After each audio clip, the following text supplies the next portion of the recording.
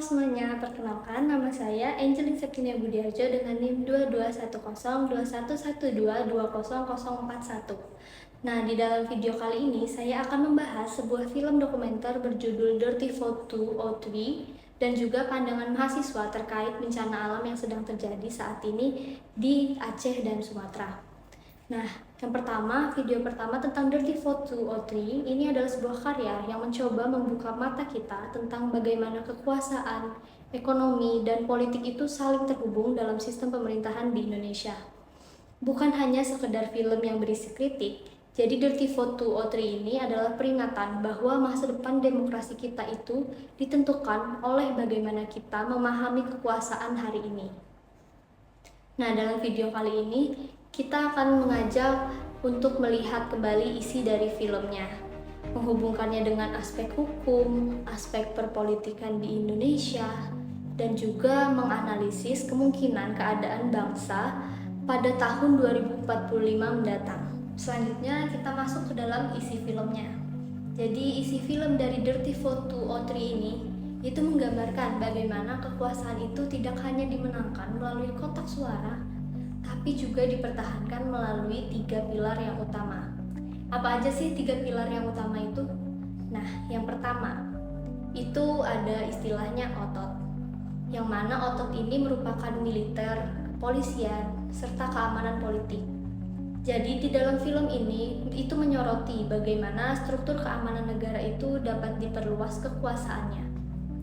Kewenangannya yang besar, jalur komando, bahkan perluasan fungsi. Jadi semua itu bisa menjadi alat untuk menjaga stabilitas. Namun, hal itu juga berpotensi untuk menekan ruang dan kritik. Nah, kemudian pilar yang kedua itu adalah otak. Otak ini dalam hal regulasi, undang-undang, dan juga kontrol hukum di negara kita. Nah, jadi hukum itu bisa menjadi pelindung bagi rakyat. Tapi hukum itu juga bisa menjadi alat bagi elit politik yang berkuasa. Nah, di dalam film ini juga digambarkan bahwa revisi dari undang-undang, kebijakan, dan struktur hukum itu bisa diarahkan agar kekuasaan lebih kokoh di tangan yang segelintir orang itu saja. Nah, kemudian yang ketiga, pilar yang ketiga, itu adalah ongkos. Ongkos ini dalam hal ekonomi dan oligarki. Nah, di mana ada politik, di situ pasti perlu uang, dan uang itu pasti perlu kekuasaan kan. Nah, jadi hubungan penguasa dan pemilik modal itu menciptakan simbiosis. Simbiosisnya yaitu kekuasaan mengamankan proyek dan modal membantu mempertahankan kursi. Jadi di dalam film ini itu ingin menunjukkan kepada kita bahwa ketika 3 pilar ini bersatu, kekuasaan itu dapat berjalan dengan stabil. Tapi apabila itu stabil, disitulah ancaman bagi demokrasi itu mulai muncul. Karena stabil itu belum tentu adil dan teratur belum tentu bebas. Oke, sekarang kita lanjut lagi, yaitu terkait hal-hal yang sudah saya jelaskan tadi. Itu tentunya kita akan bertanya-tanya, kaitannya dengan hukum dan politik di Indonesia itu apa sih?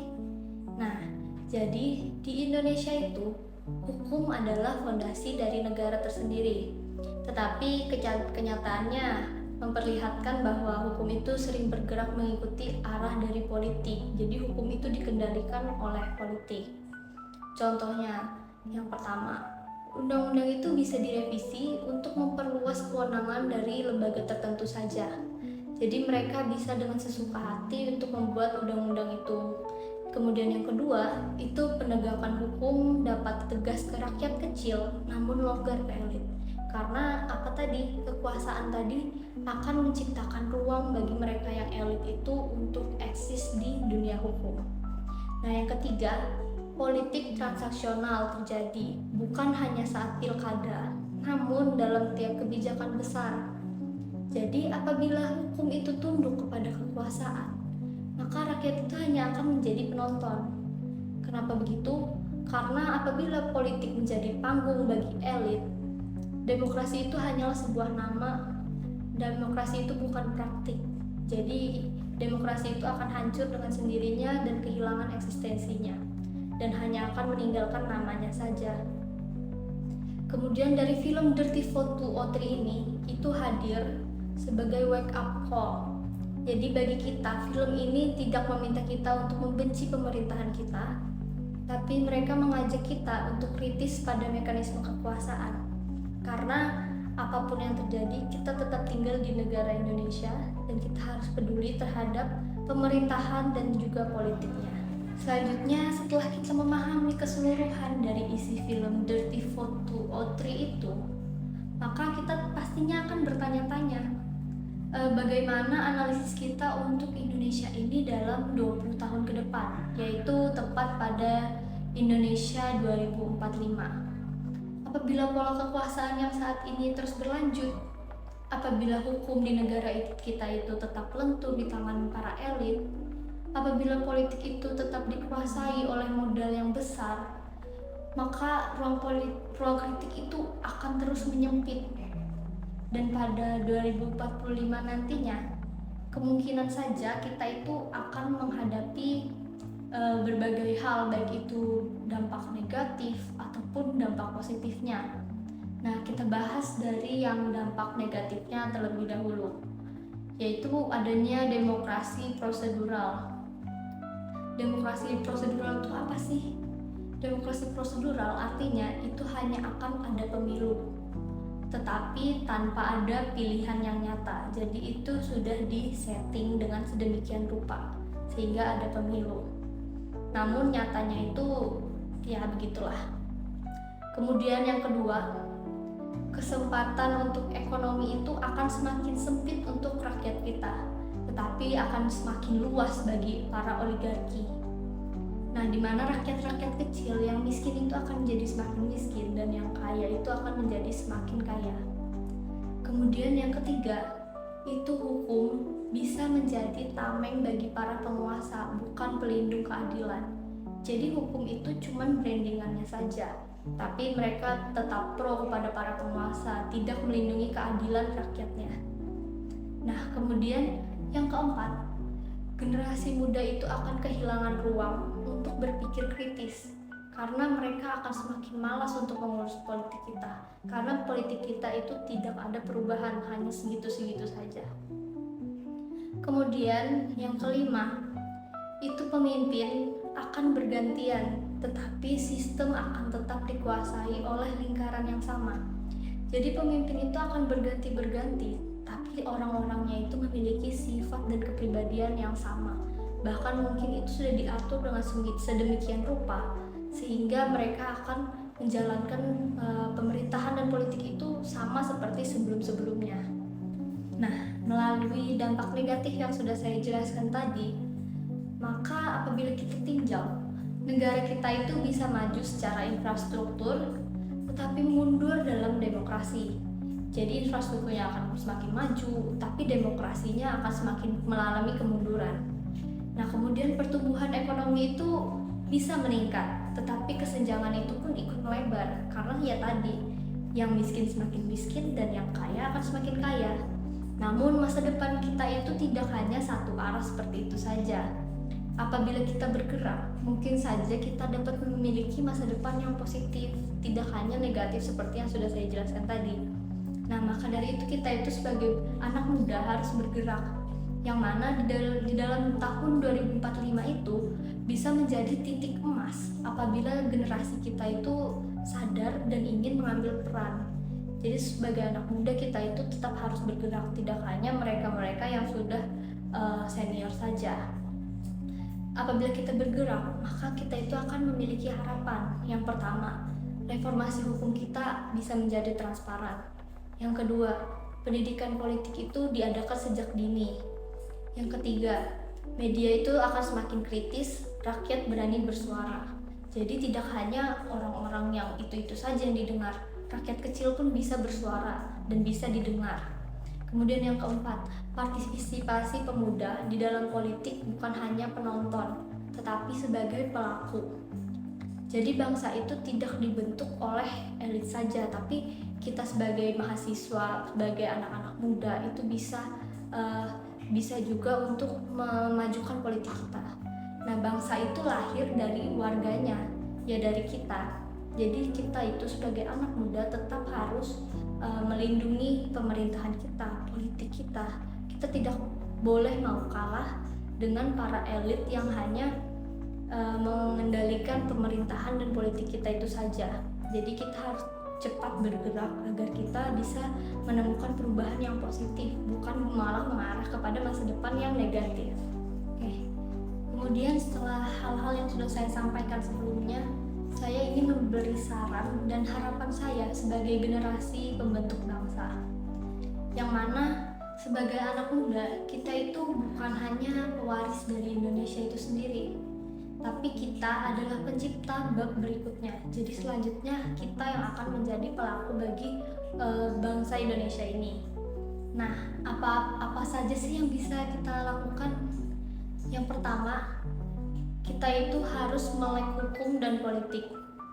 Kita itu tidak boleh hanya tahu nama pemimpin atau kebijakan pemimpin, tapi kita itu harus memahami sistem yang ditanamkan dari pemimpin itu sendiri. Kemudian yang kedua, kita itu harus berani bersuara. Kita harus kritis kepada kebijakan publik. Jadi jangan karena kita itu masih generasi muda, masih mahasiswa, kita itu jadi takut untuk bersuara. Kita tidak pantas menjadi kritis, tapi kita itu harus berani untuk memberikan kritik. Karena kritikan itu bukan berarti kita itu membenci, tapi itu tanda cinta kita kepada negara kita. Yang mana apabila kita memiliki kritik, berarti kita ingin negara kita itu menjadi maju. Nah, kemudian yang selanjutnya itu dukung transparansi dan tolak politik uang, dimana kita itu mungkin hampir terjerumus ke dalam politik uang itu sendiri. Saat pemilu kita menerima uang-uang suap mereka. Jadi pemimpin itu lahir dari proses yang kotor, tidak dari proses yang bersih. Maka dari itu kita harus mengubah bahwa pemimpin itu harus lahir dari proses yang bersih. Nah, yang kemudian kita harus membangun etika demokrasi dimulai dari lingkup yang kecil. Contohnya, komunitas, organisasi kampus, itu semua adalah miniatur dari negara. Jadi kita itu bisa berperan aktif dan melihat bagaimana sih cara suatu organisasi itu bekerja. Nah, itu gambaran kita untuk kedepannya bagaimana kita berlaku untuk bangsa dan negara ini. Nah, kemudian untuk harapan, saya harap untuk bangsa ini itu sederhana, yaitu saya ingin Indonesia di 2045 itu bukan hanya menjadi negara yang besar saja, tapi negara yang juga besar keadilannya. Jadi negara yang hukumnya itu berpihak kepada rakyatnya, bukan hanya kepada kaum elit saja dan orang-orang yang memiliki kekuasaan. Nah, negara yang pemimpinnya itu dipilih karena integritas, bukan dari modal. Yang itu juga yang saya inginkan. Nah, kemudian kita semua itu harus menjadi bagian yang dapat mewujudkan hal itu. Saya juga harus menjadi orang yang berusaha untuk mewujudkan hal-hal itu sendiri. Jadi kesimpulannya dari saya, Dirty Vote 203 ini bukanlah akhir, namun itu baru permulaan yang membuka mata kita. Jadi kita masih punya waktu sebanyak 20 tahun menuju 2045. Dan sejarah bangsa itu tidak hanya bisa ditulis oleh para kaum elit saja, tapi oleh generasi yang berani dan generasi yang peduli. Jadi saya adalah salah satu di antaranya, dan kamu adalah yang berikutnya. Oke, selanjutnya saya akan memberikan pandangan saya selaku mahasiswa terkait bencana yang sedang terjadi di Aceh dan Sumatera saat ini. Jadi belakangan ini wilayah Aceh dan wilayah Sumatera itu kembali menghadapi bencana alam yang kemudian meninggalkan luka yang sangat panjang seperti sebelumnya. Yang mana banjir besar itu mulai merendam rumah, mulai merendam sawah, kemudian tanah longsor itu sampai menutup akses desa, gempa bumi itu mengguncang tanpa memberikan waktu bagi siapapun untuk bersiap. Semuanya itu terjadi terlalu tiba-tiba, seolah alam itu sedang berbicara keras kepada kita dan kita itu diminta untuk mendengarkan dengan sungguh-sungguh. Jadi bencana alam ini seperti suara dari alam yang menegur kita agar kita itu mendengarkan alam, agar kita itu tidak semena-mena dengan alam. Saat ini sepengetahuan saya, wilayah Aceh dan wilayah Sumatera itu berada pada wilayah yang potensi bencananya itu sangat tinggi. Jadi patahan aktif itu membentang di bawah tanah mereka. Kemudian lautan luas itu mengelilingi pulau besar itu, dan gunung-gunung api itu berdiri di beberapa titik di wilayah tersebut.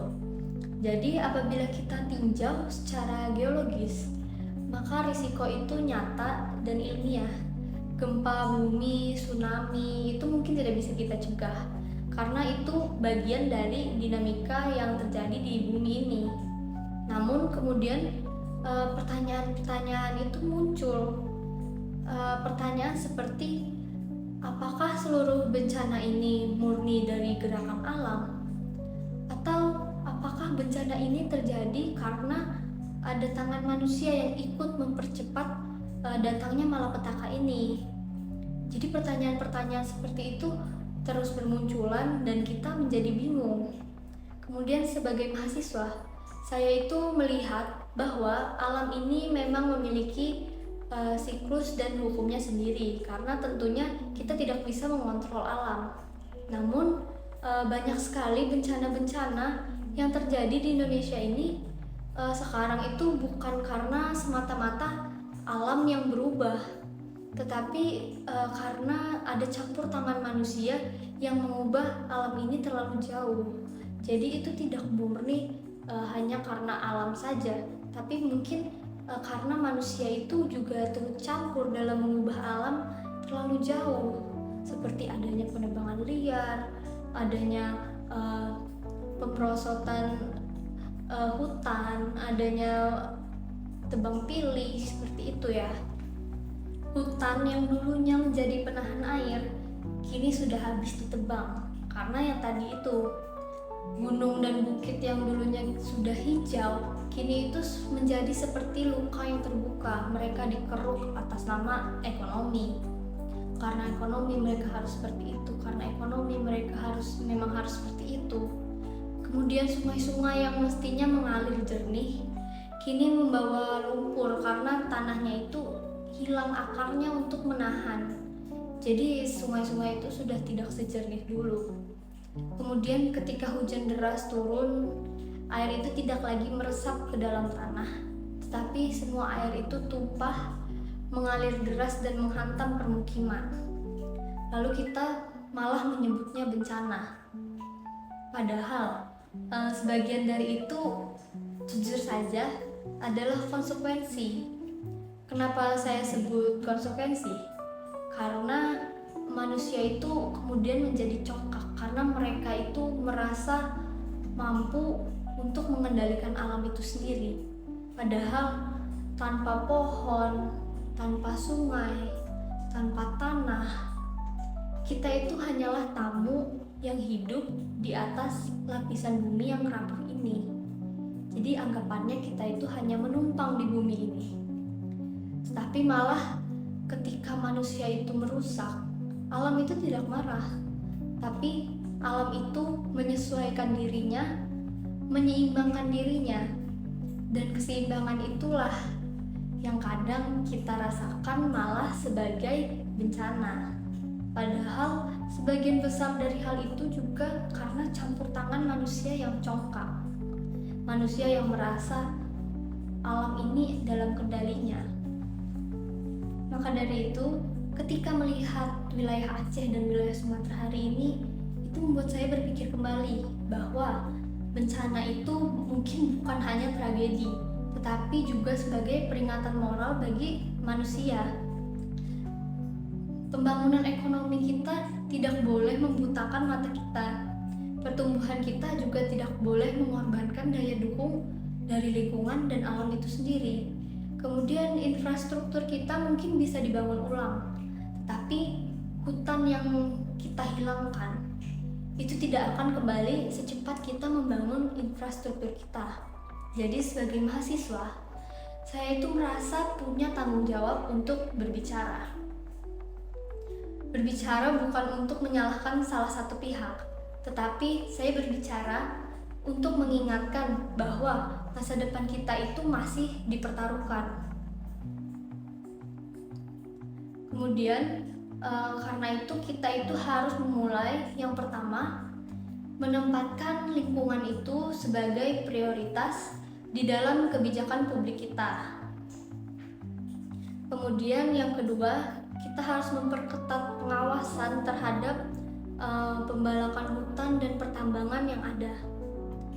Kemudian yang ketiga, kita itu harus mampu untuk mendorong riset mitigasi di mana bencana dan tata kelola ruang itu harus berkelanjutan.